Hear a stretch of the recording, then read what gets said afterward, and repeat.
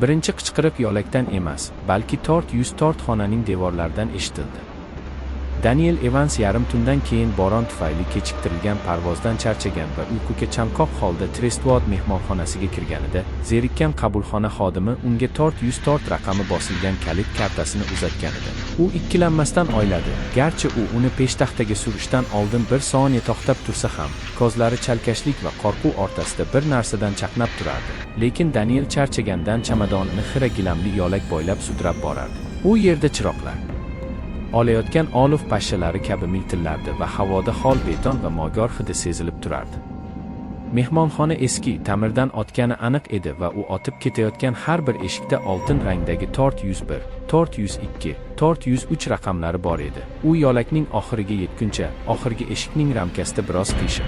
Jez raqamlari boshqalardan yangiroq, go'yo yaqinda almashtirilgandek juda toza jilolangan edi. Tort 104. Daniel kalitini surish bilanoq eshik ozozidan ochilib, uzun nafas chiqarish kabi sekin gichirlash bilan ichkariga kirib ketdi va uni sovuq havo o'rab oldi. Gozlarning terisini qozgatadigan darajada o'tkir edi. Ichkarida xona bir qarashda oddiy ko'rinardi. Karavot, stol, televizor, zaif miltillovchi chiroq, lekin sukunatda nimadir noto'g'ri edi. U qalin, og'ir, deyarli tirikdek tuyuldi. Go'yo xona quloq solayotgandek. Daniel sumkasini tashlab, pardalarni yopdi. Ular teginishda galati darajada issiq ekanligini payqadi. Go'yo bir necha daqiqa oldin kimdir u yerda turgandek. U yelkasini qisib, karavotga yiqildi, lekin uxlab qolishidan oldin tungi stol ustidagi eski analog telefon ko'kragini qisib qo'yadigan qattiq, metall qichqiriq bilan jiringladi. U javob berishdan oldin ikkilandi. Salom.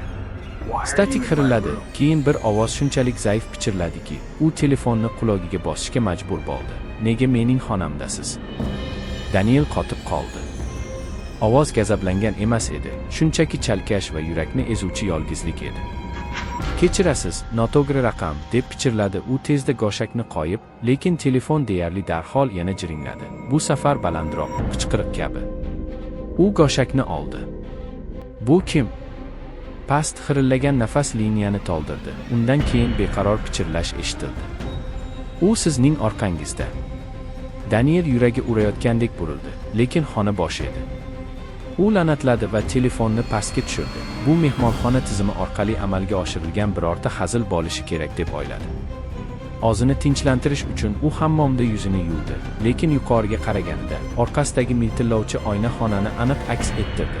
Faqat bitta narsa, to'shak band edi. Xira, egilgan bir odam chekkada o'tirar, boshini egib, qo'llari qattiq titrardi. Daniel atrofga qamchilab o'tirardi. U yerda hech narsa yo'q edi. U oynaga qaraganida odam asta-sekin boshini ko'tardi va ichi bosh ko'z cho'ntagidan qora suyuqlik tomchilab turganini, jagi esa chiqib ketgandek ochiq qolganini ko'rdi. Chiroqlar shiddat bilan miltilladi va Daniel orqaga qoqilib, devorga urildi. Xuddi hammom eshigi uning oldida suyaklarni larzaga keltiradigan kuch bilan yopilgandi. Telefon yana jiringladi. Yupqa eshikdan u ovozni eshitdi, har safar balandroq, xuddi javob talab qilayotgandek. Bir daqiqa titrab, bu haqiqat emas, deb pichirlagandan so'ng, Daniel eshikni qarsillatib ochdi va tashqariga chiqdi. Telefonning simi g'ayritabiiy darajada qattiq tortilgan edi. Go'yo kimdir uni boshqa tomondan tortayotgandek, garchi u yerda hech kim yo'q edi. U trubkani ko'targanida, liniya uning ismini Daniel o'nlab bir-biriga mos keladigan ovozlar bilan pichirladi. Chirigan yer ostida qolib ketgandek aks-sado berardi. To'xtang. Siz kimsiz deb baqirdi u ovozlar jim bo'lib, ularning o'rnini bitta, galati xotirjam ovoz egalladi. Siz tort 104 xonada bo'lmasligingiz kerak edi. Ular uni biron sababga qora muhrlab qo'yishgan. Danielning og'zi qurib qoldi. Nima sababdan? Jimlik. Keyin hech kimning ketishiga yo'l qo'ymaydi. To'satdan xona harorati noldan pastga tushdi va devor qog'ozi tashqariga puflay boshladi. Xuddi ostidan bir narsa otib ketmoqchi bo'lgandek. Chiroqlar xira qizil nurga aylandi. Daniel chamadonini olib eshik tomon yugurdi, lekin uni ochganida narigi yo'lak yo'q edi.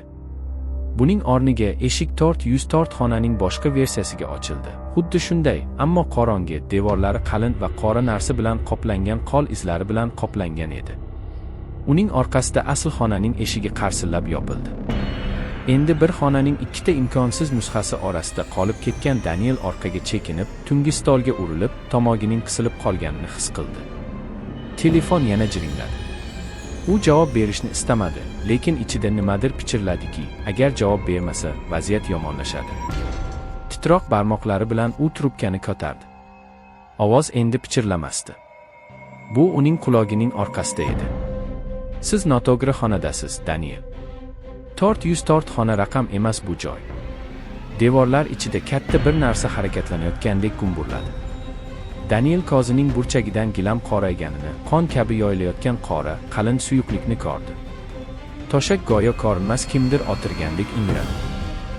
Ustiga keyin matras tobora chuqurlashib bordi, toki ostidan og'ir bir narsa chiqib kelguncha. Oq rang, suyaksimon, bogimlari singan qol karavot romini ushladi. Keyin yana biri keldi. Va keyin oynadan osha kozli qiyofa tik turdi. Bo'yni imkonsiz burchak ostida bukildi. Oyoq-qo'llari singan marionet iplari kabi burishdi. Daniel qichqirdi va ikkinchi eshikdan yugurib kirdi va yana bir yo'lakni topdi. Bu bitta qorong'u yo'lak, faqat eng chekkasida miltillovchi chiqish belgisi bor edi. U yugurdi. Yo'lak g'ayritabiiy ravishda uzun cho'zilgan, go'yo ozozdan buklanayotgandek. Gilam oyoqlari ostida hol bo'lib yurdi. Uning orqasida qiyofa tez emaklab bordi. Oyoq-qo'llari devorlarni tirnab, jagi bo'shashib, tort xonada qoling, men bilan qoling, deb pichirladi. Daniel chiqish tomon yugurdi, lekin u yetib borishi bilan belgi miltilladi va eshik yana tort xonaga ochildi. U qochib qutulishning iloji yo'qligini anglab, tiz cho'kdi va yigladi. Telefon oxirgi marta jiringladi. U qo'llari karaxt holda javob berdi. Narigi tomondagi ovoz endi bosh emas edi. Bu uning o'ziniki edi. Siz ro'yxatdan o'tasiz va hech qachon ro'yxatdan o'tmaysiz. Men ham chiqmadim. Navbat ochdi. Chiroqlar ochdi. Va nihoyat tort xona uning atrofida oxirgi ovqatini yutib yuborgan ogiz kabi yopildi.